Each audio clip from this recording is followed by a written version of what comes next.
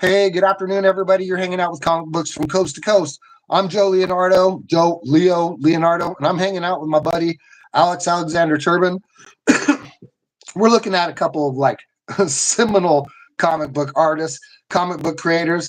I guess you could probably even go back to call this a generational franchise of artists, like one of the greatest art families in the history of the Marvel comics. We have some really great ones like the Ramitas, and also we have the Kuberts, and not only incredible contributors to the history of Marvel comics, but also the founders of the Kubert School, one of the great institutions for the creation of comics and the maintaining of comic book learning, of which Alexander Turbin is a student there at some point.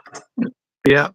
In 1992, I was a youngling who went to the Kubert School. Looking cool. at Adam and Andy. What's that? So that's so cool. Yeah.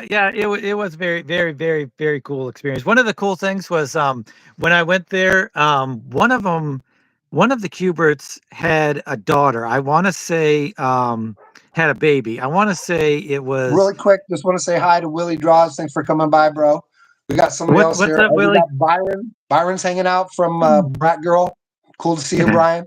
Go ahead. I didn't mean to cut you off. One of the Kuberts had a baby. No.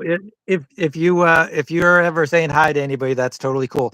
No worries. One of the Kuberts, I want to say it was Andy or Adam's wife had a baby, and so the next day, all of the because we show up at 8:00, whatever, 8:30, all the QBs, and we walk in, and in the hallway, like in the main section where like the office goes left or right or whatever, and then there's it's like a junior high, or it was, I don't know if it still is. But so on the wall is a picture of a baby saying congratulations. It's like a drawing of a baby, and it says congratulations, and underneath it says Frazetta. So that was kind of cool. Yeah. It's like I'm pretty sure it got stolen.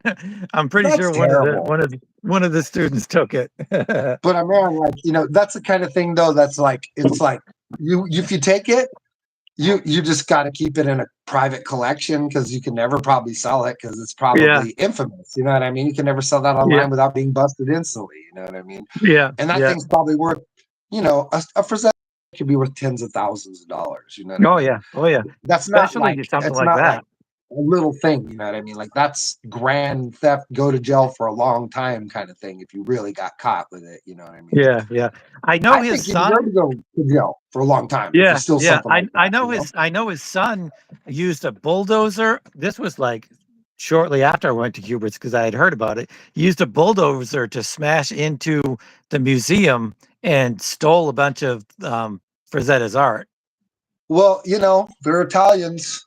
I mean, dude, they're Italians, you know what I mean? And they could all often go like in two different directions, the Italians, you know what I mean? Yeah. You get one who's a cop who's corrupt, and you get one who's a priest who's corrupt, and you get one who's an artist who's raises kids who grow up to be corrupt cops and priests, you know what I mean? Like yeah. whole family Or thing over there, Yeah, and I mean, you never know. Like, you can judge that kind of thing, but well, dude, what if it was rumors? Like, I know that his wife used to have to lock him out. She would have to lock him out because, he destroyed a couple of his paintings because he was so used to touching them up, and at some point was no longer capable of doing it, with a correct eye. And he began destroying his art, you know what I mean, piece by piece, trying to fix it when he had already had strokes and his hand couldn't do it anymore. So his wife had to lock him out, you know what I mean? So they have a history of trying to protect that value. And I know that his granddaughter is like sort of the head of, Frazetta Girls. I'm sure you probably are the Frazetta Girls granddaughters or daughters? Yes, that is his granddaughter. His granddaughter. Liz Frazetta, I think. She's always online promoting. I thought it was two of them. The Frazetta Girl. It is. It's his granddaughter, but one of them runs it. One of them is the head or whatever. She's the voice of it or whatever. And she approves everything.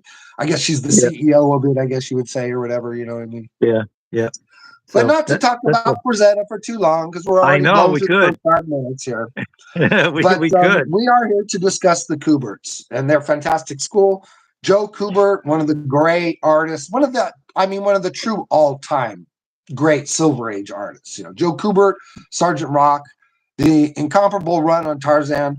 I don't know if you've ever looked at Joe Kubert's Tarzan, but there's some really great videos online, and you will Yeah, see he is the father. He's one of the, just like Jack Kirby, he's one of the great fathers of the double page spread. You know what I mean? yeah, His yeah. stuff precedes even Jim Starlin's really great stuff. Um, am I thinking that? No, not Jim Starlin. I'm saying Stranko. That's what I'm Stranko. Tranko. Because But he would be like, really, before we get too deep into that, I want to talk about the previous poll we had last okay, go ahead. which was Bill Sienkiewicz and Eddie Campbell. And Bill Sienkiewicz soundly trounced Eddie. It was like 90%, 91% or something like that for Sienkiewicz, which I think we both knew was coming. So there you go. It might have If been a you're like slightly unfair matchup or whatever, but they've both yeah, done some pretty interesting works, and it's not like it's just hard to compete against someone like with Sienkiewicz's. I yeah, guess yeah, his just he's just got a catalog that's hard to yeah, yeah, you know what I yeah. mean. It's It's hard to. That it's Yeah, going to get more interesting. The I noticed that we have more people in the polls, doing the polls when we do more interesting artists. sure. Like when we do McFarlane versus Jim Lee or whatever, something like that. I think we're going to get like 50 or 60 voters at least. Yeah, because the more you impassion people's loves or whatever, the more That's they're going it. to respond to that kind of thing.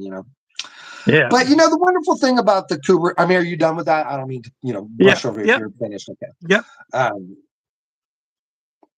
Brian saying that he definitely voted for Bill. Yeah, I can't Yeah, blame you. yeah. I for him too. I don't know the other Bill artists well Sienkiewicz. enough to really vote, but Bill is like incomprehensibly good, and Yeah, he's just one of those guys that's always going to be like a high watermark. But I'm a huge fan of these two dudes. I love Andy and Adam. I think they're both fantastic. I think they're both hugely underrated. And I know people like often sort of brush them under the carpet as just sort of Jim Lee clone, whatever. But I honestly think their art is far more reminiscent of their father than it is Jim yeah, Lee. yeah. Other than that, 100%. yeah, I Definitely. think so too.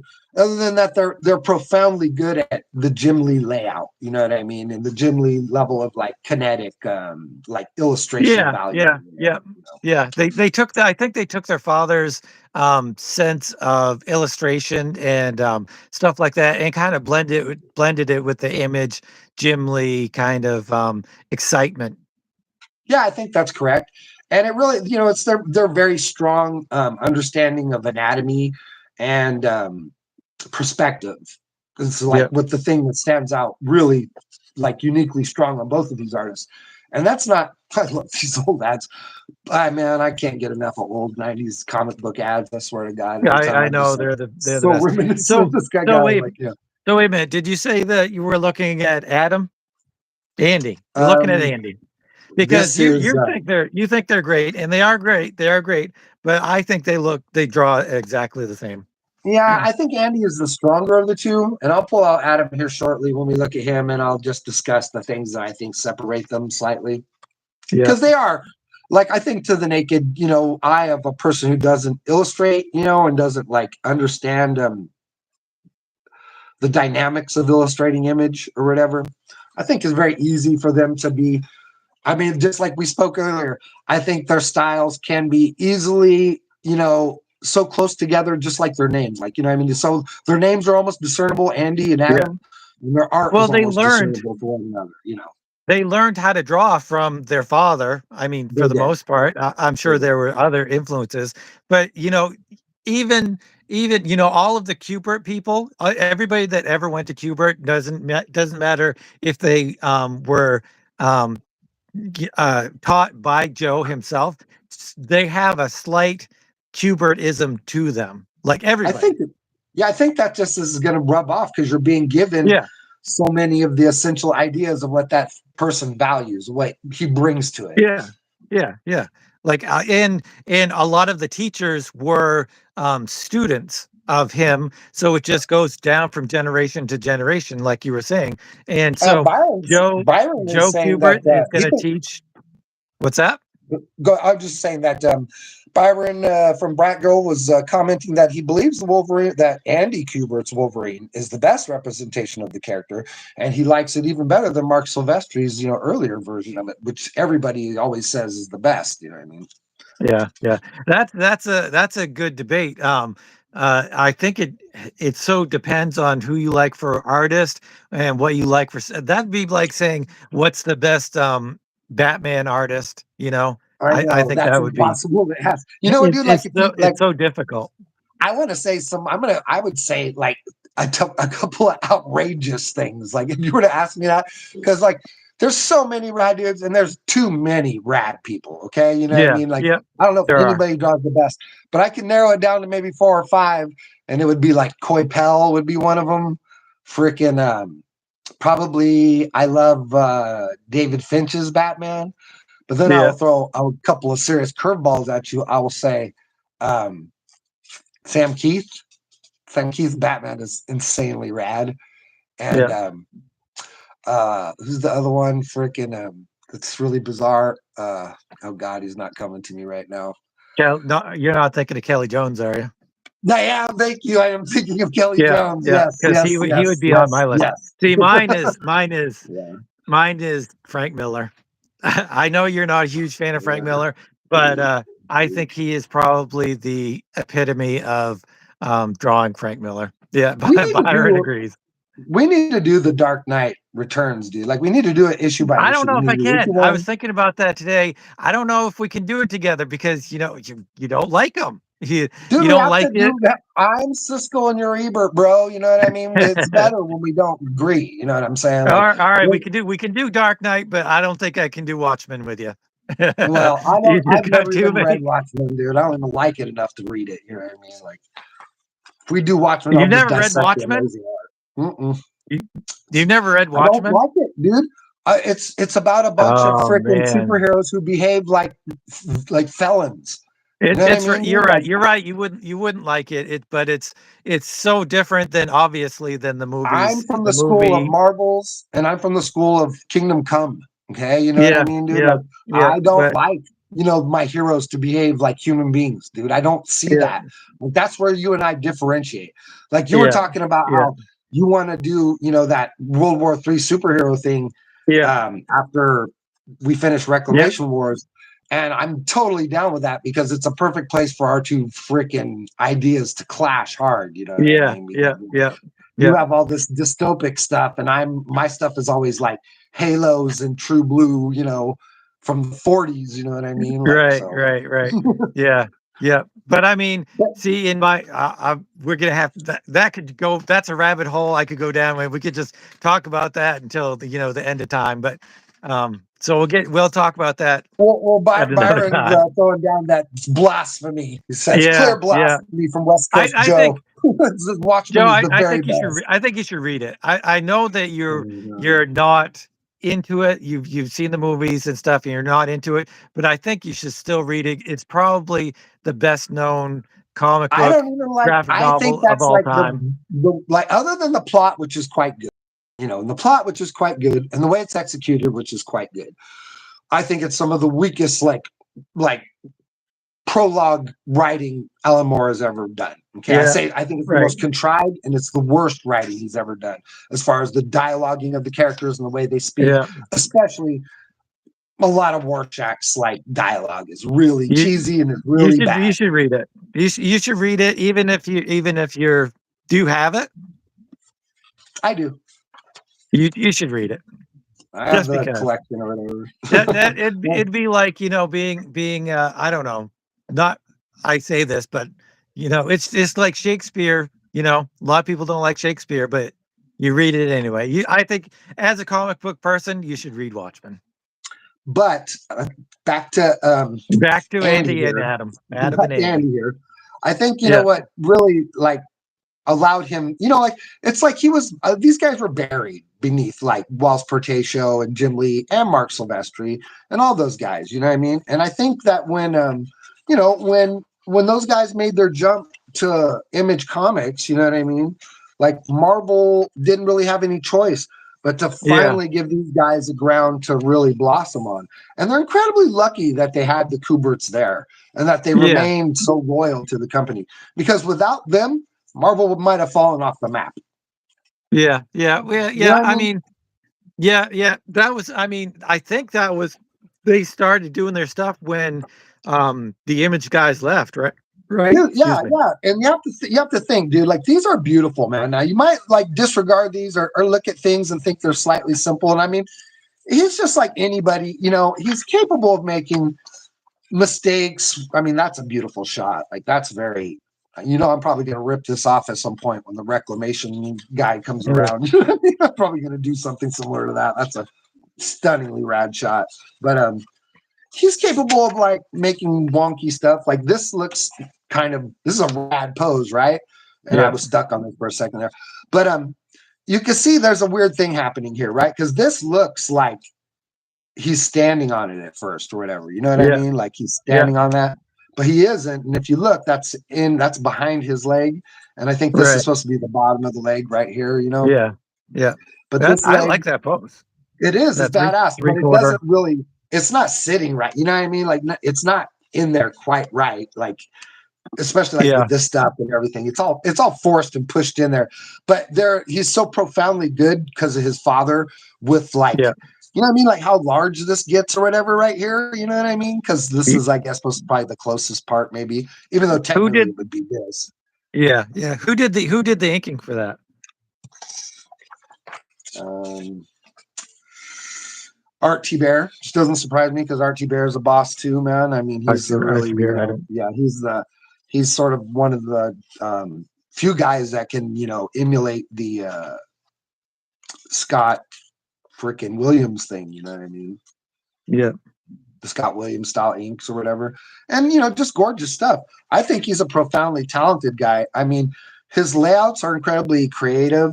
I love the bold darks that he puts on things. He's incorporating a lot of different stuff into his art, and he's taking like the very best like stuff from Jim Lee and like Rob Liefeld, and even like a little bit of like Mike Mignolia's like heavy shading and stuff, or heavy like Yeah. black spotting and that kind of stuff. You know what I mean? Like a lot of heavy black spotting on these things. Beautiful, moody faces, great close-ups. You know what I mean? Really strong storytelling pages. He's still getting anchors on the page, right? But still, Yeah. Yeah. loading them up with a decent enough amount of panels to tell his story correctly. You know what I mean? Yeah. Which is I. always a I. struggle. Yeah. I was just going to talk about that. In this, I'm looking at Origin. 4 or 5. 4 of 5. Did you ever get Origin? Wolverine's Origin? I don't know. I'd have to look through my collection. I possibly might have it. I mean, it seems like I probably would. Well, Every it's time I one of look, those. Yeah. It's one of oh, is those. that the where Well, he's in the no. Civil War or whatever? It's Wolverine's origin. It's where you Is learn that his the name no? and everything like No, that. I don't have that. I don't have it. I don't have Yeah, that. yeah, yeah, No, I yeah. I don't. mean, it was a big deal when it came out. But I mean, looking at this, when you look at this, this is quite different than the stuff that you're looking at, because you're right. It doesn't have the anchors, and it doesn't, like, this is real true blue non-image storytelling. This is just being a slave to the story. He's not just doing wild things to catch your attention. This is just storytelling, Yeah, that's which always a is tough awesome. road to hoe too, man. You know what I mean? Because there's no cybernetic, freaking cyborgs attacking the camp. Yeah, There's no, yeah, lobster men. There's no, giant freaking monsters or nothing. It's just yeah. all story and people, and that's hard. You know what I mean? That's all hard, but It is. It um, is hard. that's when stories come together, though. When you're, what I mean, like Frank Miller's original Wolverine. When he did the Wolverine miniseries. You know what I mean? Yeah, It yeah, it's not full of fantasy either. It was very grounded, and that's what people loved about it. Everybody loved the Wolverine in the woods, and then learning all the Asian heritage stuff. It's super yeah, fun, and just yeah, keeps everything fresh. And when everybody else is really getting fantastic, it can be really refreshing to visit a story that's very grounded and doesn't have a lot of like fantasy elements in it. It's mostly about character and that kind of thing. yeah, yeah, yeah. Definitely. I'm curious why no one has attempted to make a film about that yet. You know what I mean? Like it seems like everything to do with Wolverine at some point has to be made into a movie. Origins? It was Wolverine Origins. But they didn't tell this story like this. You know what I mean? They didn't. It's a generic half-assed version. You know what I mean? Like That's remember we were talking about how even though it's not a very good movie, like the first 20 minutes, it really is, and that is what they took from this, where they're little kids and right, they're running around in on the the Civil prairie or War. whatever. But it's literally Yeah, served as like a bunch of flashbacks. It's like barely even anything. You know what I mean? Like most of that movie was just garbage. yeah. But the like I said, the beginning is directly from this, where he's angry at that guy or whatever, and then his claws pop out for the first time, and he screams and he runs off, and that comes directly from this. I couldn't do like I literally I watched that movie one time and then like just Yeah, cast it off of my brain. I don't think I remember yeah, anything of that movie, dude. I yeah, mean, all I yeah, remember is like was there's like a boxing scene with Blob or something like that, yeah, and yeah, they have a yeah. That's very pretty bad. generic origin for Cyclops. You know, I mean, I vaguely remember something like that. You know, I don't think so.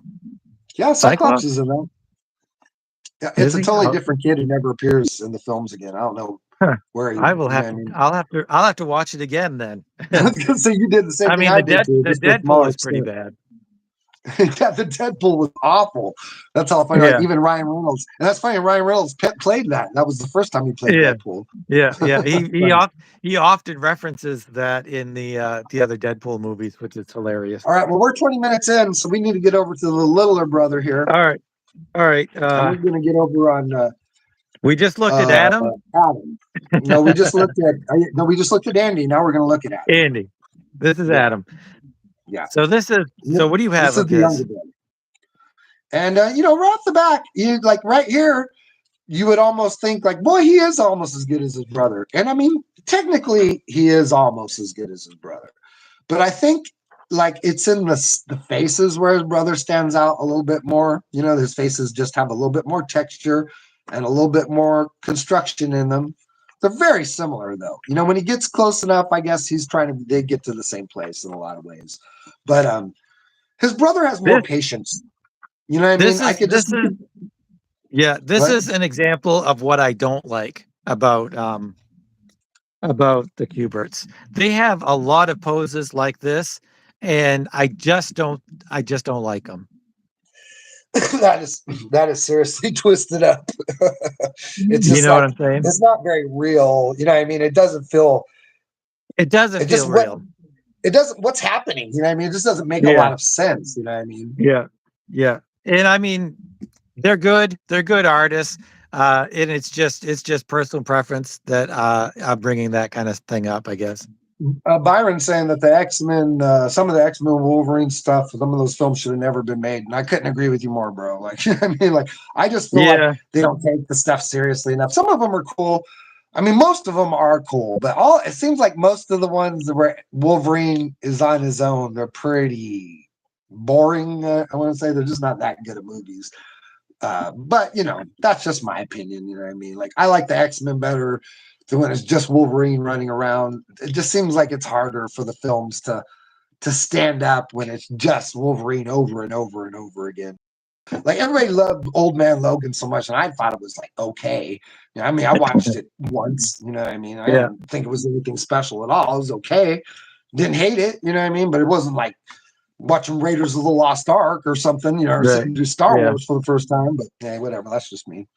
But you yeah. can see right here, dude, where like I just want to say he's faster than his brother. You know what I mean? He's just It coming in looks and like it. It looks like he it. doesn't have as much patience for the page and he doesn't take as much time on his art. And like something like this, you could see he did. He put in the hours and he really toughed it out and tried to get it there. But what you'll see is just mostly page by page. He puffs out. You know what I mean, dude? Like he just puffs out more and more and more. Like he just doesn't That have looks the that looks like he's what? trying to be a little bit of uh Todd McFarlane. Yeah, to Silvestri, she me. pops into my To me. mind a little bit or whatever. Like this kind of reminds me of like a Silvestri thing or whatever. But the layout has definitely got a Todd McFarlane vibe to it for sure, with Yeah. like this down here and everything. And then a lot of these like weird little shadow things in the background that he overlines too much. But like, who's doing the inks on this thing? I'm curious. Probably Kubert again, I want to bet. Dan Green. Oh, he's really good too. You Dan can Green. tell right Yeah, here. Dan Green's an awesome Because inker. that's where he's crushing it right there. Like he put how Yeah. much hair, you know what I mean? There's 3 hours in that hair, probably, Yeah. Yeah. probably 3 hours, 2.5, maybe a fast guy might be able to do it. Nah, it's probably 3 hours in that hair. Yeah. Yeah. 3 hours, no, probably Yeah. 4 hours to me, 4 or 6 maybe. Yeah. Yeah. I definitely think he uses more blacks than we're I think talking so about too. Andy, right? Yeah, yeah. And it's just that he just sort of puffs out, like, you know what I mean? Like this stuff right here, it's just I mean, dude, like what is this? That looks like Troll from Youngblood down there or whatever, Yeah. Yeah. you know what I'm talking about? A little midget guy. So much But of it though is also the inker. Like this is inked by a couple of people. Um, this is inked by Mark Farmer and Joe Kubert. So a Joe lot of Kubert, huh?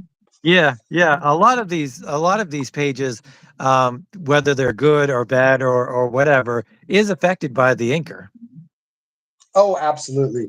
And Joe is one of those guys who comes from like he's not from the studio of like massive control. You know what I Yeah. mean? Hold on. Byron just laid down a big old thing here. I want to read it real fast. I can't stand that Wolverine daughter character. The more you try and ground Wolverine to a family man, and the more you demystify his mystery and his past, which makes Logan such an intriguing character. And I 100% agree with you on all those levels. I also have a huge problem with that on the Batman side, too, that they've tried to turn this whole Bat family thing on Batman. It's just like so stupid. Same thing with Superman. They try to give him sons and stuff. It's dumb. I hate it. It's going to go away eventually. It's just people trying to like story out whatever stories they can story. Well, And, shit, man, they can't please everybody. I'm gonna have to interject that I don't completely agree because I really like Laura as a Wolverine and I think she's awesome. I thought she was really awesome in Logan. But Well, I love the also actress that plays her. You know what I mean? She's yeah, fantastic. yeah, yeah, and I mean I thought she was cool. That her feralness and her just craziness, and I thought that was really cool. Well, it's a cool But character, but I understand what Byron is saying. That when you yeah, like, yeah, the more I you can take these too. characters and humanize them, the less interesting they ultimately Well, that's become. the New thing. incarnations. How long could you take Wolverine not having any kind of backstory? How long could you have it? I mean, that lasted maybe 30 years, 30 or 40 years, maybe not that long. But Forever, forever. eventually you have to go into their backstory and their, their origin and stuff. Oh man, Alex, I disagree, dude. Like that You stuff don't think can they remain ever a should mystery have for forever. No, you don't because the think more they you ever define should have that, said his name or anything? no, I like that. I hate that whole thing of him being born in the Civil War. That's just stupid, dude. I can't stand it. It's dumb. Like I know people might like it and it's fine, dude. But see, the thing is like just like Byron is saying, you're defining an idea that doesn't need. The more pliable you leave it, the more it leaves fertile ground for the imagination. And when the more you create those solidified ideas, he is from here. He has this as a brother. His mom did this, the more you pin the character down and the less, interesting it ultimately becomes, man. And this is something that can happen to any character. It could be anybody, Superman, Batman, it doesn't matter what it is. In my opinion, the more you define those ideas over and over again, the more you're just like putting rocks on the thing and weighing it down more and more. Oh, don't play with this. This is what happened here. Oh, don't think about that. Because a lot of times when you're a kid, you love these characters and you want to imagine these things. You know what I mean? Like one of the That's true. greatest things about Star Wars when I was a kid was imagining what was the Clone Wars was about and what it was like. Yeah. You know what I Yeah. mean? It was much more fun than seeing it. Not that I'm a huge fan of those films that I are, but it was way more fun when I could just imagine what the Clone Wars might have been like. I always imagined. I think they had to, they came to a point where, especially like, I'm sure sales were down. So they had to do something, big and It's controversial always or like whatever. that. I think they had to. I mean, you can't just not have a character have his memory or any kind of background or anything forever. Eventually, you have to fill in the blanks. I mean, that's fine if that's how people want to approach it. But I personally, Especially, I don't like that. You know what I mean? Like, especially if you're, they're doing one or two comic books with Wolverine in it a month. That is a lot of story. That's a I know lot of that's story to brutal. not have a background. Look how badass that is, dude. Look at that big old breach of light. That's pretty fun, Yeah, man. that's cool. That's very cool. No, I mean, I understand that, and you're 100% right. It's just that, I mean, if I was writing it, like if I was just like, they were like, hey, Leo, you're the big hot guy right now. Come on and do Wolverine. The first thing I would do is be like, all that shit isn't real.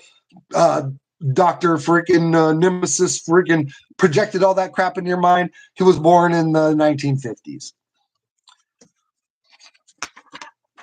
You know what I mean, dude? First thing I Yeah, would do is get rid that of all that crap. that looks super McFarlane right there. That's This super does look super McFarlane. great fun. This face right here, whatever, Yeah, especially with that yeah, little turned up nose with the yeah, with the lines across it and yeah, all this. yeah. And I went down, even this down here looks super McFarlane. And this whole page does. Boy, I would, if I didn't know better, I would have thought that Todd might have inked this page. You know what I mean? But Yeah, I don't think he it did. does really look a lot like all that does. It All that does. does. Big thing. Yeah. But yeah, man, it's all about what people are doing. Like, just like 6 months ago, or 8, 9 months ago, they were doing like Justice League stories where like Aquaman was gay and he was like, Yeah. like picketing the oceans being like polluted, you know what I mean, with a sign with Yeah. college students, you know what I mean? And then now, Yeah. 6 months later, he's Aquaman again and he's a badass, you know what I mean? And it's like, you know what I mean? Stories are just thrown out there. They're trying to get things to stick. Who knows what people will love. That's a fantastic piece too, right? What is that? I can't tell what it is.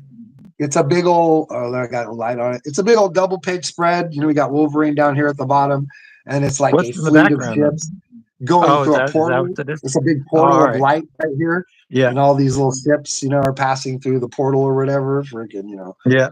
Yeah. But, he brings some fire, man. They're both fantastic artists. They're both hugely underappreciated, I think.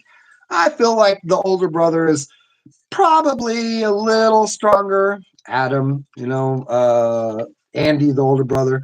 I almost thought that was Andy for a second there because that's a pretty strong looking cover. Like I said, I keep getting them confused because See, to me that's the thing. they draw so similarly. I think you're right. Now that they do draw almost exactly the same and almost exactly as good, but the thing that differentiates them is Adam puffs out faster than Andy. You know what I mean? Yeah. His art drops faster. You know what I mean? Like Adam can't get through the whole book without starting to look sloppy, whereas Andy looks sharp from beginning to end on every book he's in. I think those are the things that define their styles in mind. Yeah. Look at that Wolverine. Yeah. That's amazing, dude. That's a cool Wolverine right there. That's pretty cool. Yeah, because you're pushing it, but not so far that it's like someone broke his spine or whatever. You know what I mean? Like in that other one you were showing. Right. I'm trying to get some both of them, a good pose for both of them that we can compare. Because this book doesn't have Wolverine in it except for like towards the very end.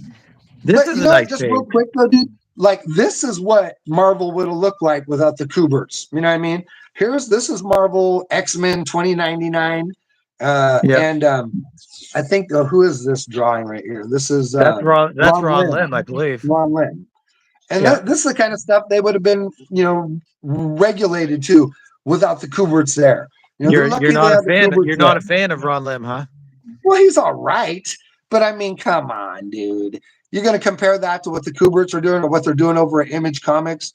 You know what I mean? What's happening at Image Comics? You know what I mean? You're going to compare this stuff to Savage Dragon and freaking Spawn, and you know what I mean? Like, it's not even close, man. This stuff's freaking looks like fourth graders did it compared to freaking that stuff. I don't know about that. That's a little harsh. Dude, look at the proportions I'm not.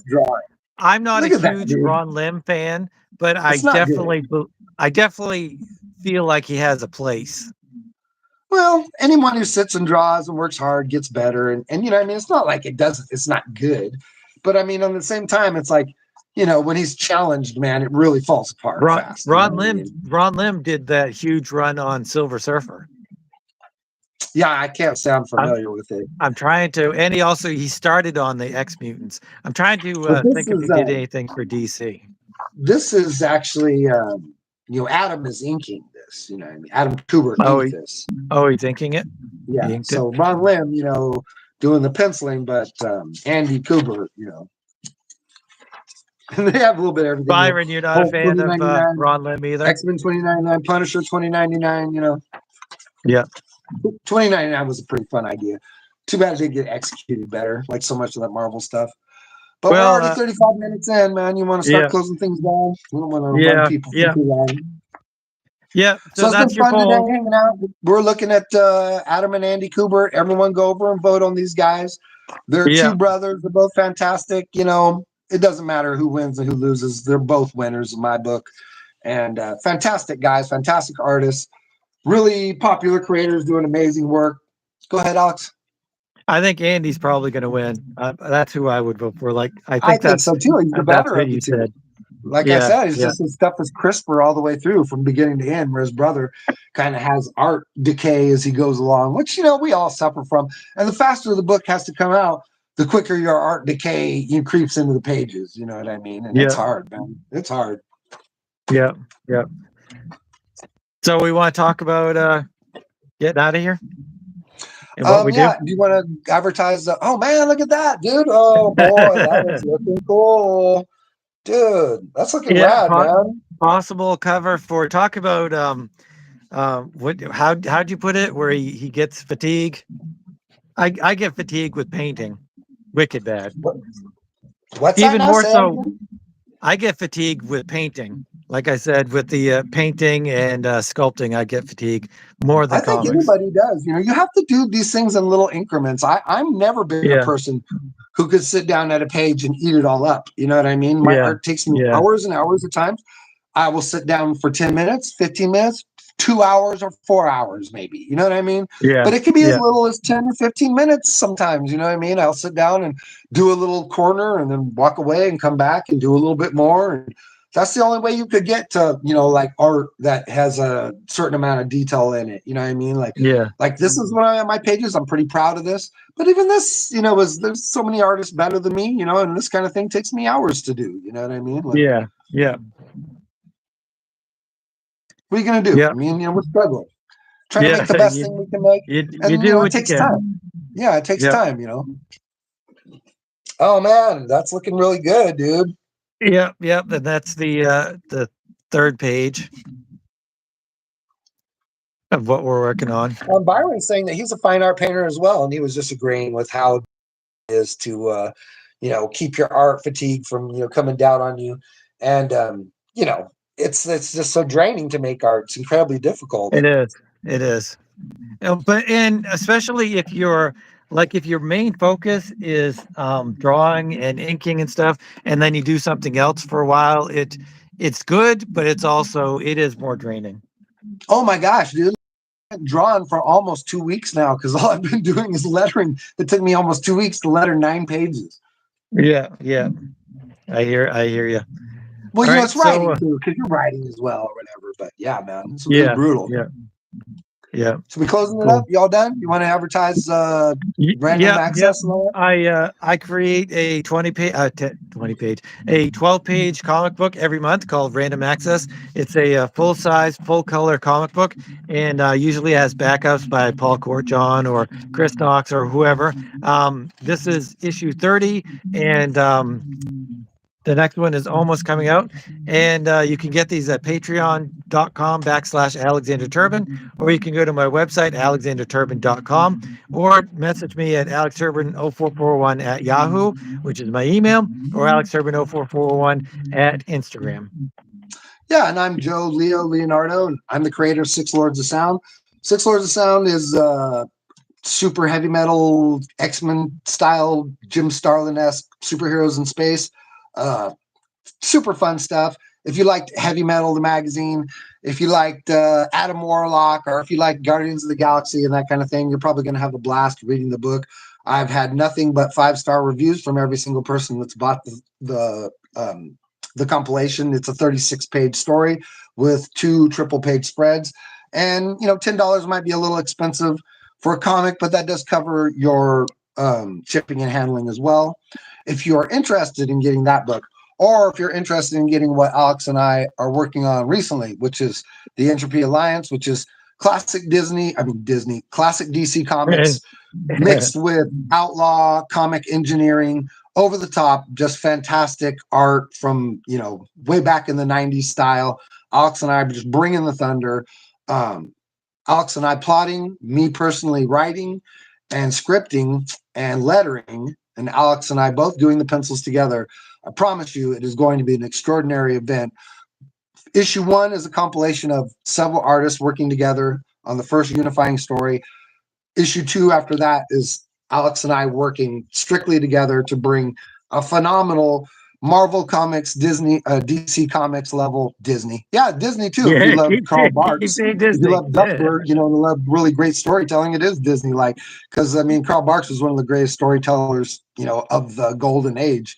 And anyone that read like the Duck stories know that they were about adventure, family, strength, honor, character, and you're going to find all those amazing things in the Entropy Alliance. So when it lands, you're definitely going to get your hands on it. And don't forget to go out and vote on the polls. If you're interested in voting on any of the old polls, we still would love to hear your opinions and see people's opinions. I would love for one of the old polls to all of a sudden have a massive turn because we got so many voters. Please, anyone that wants to come by and look at the videos, we appreciate your time. Watch this video to the very end. Give Alex a like and a follow, and be sure to check us out next time, and we'll be continuing our never-ending pursuit of finding artists to pit against one another and checking out rad comics. Once again, I'm Joe Leo Leonardo. If you're interested in any of my stuff, you could direct message me on Instagram at Awfully World on Instagram. That's all one word, Awfully World, AWFULLYWORLD. So we ready to get out of here, Alex? Yes, we are. And I'll see you on Friday for the next review. And as we always say, keep on creating. Keep on creating, you guys.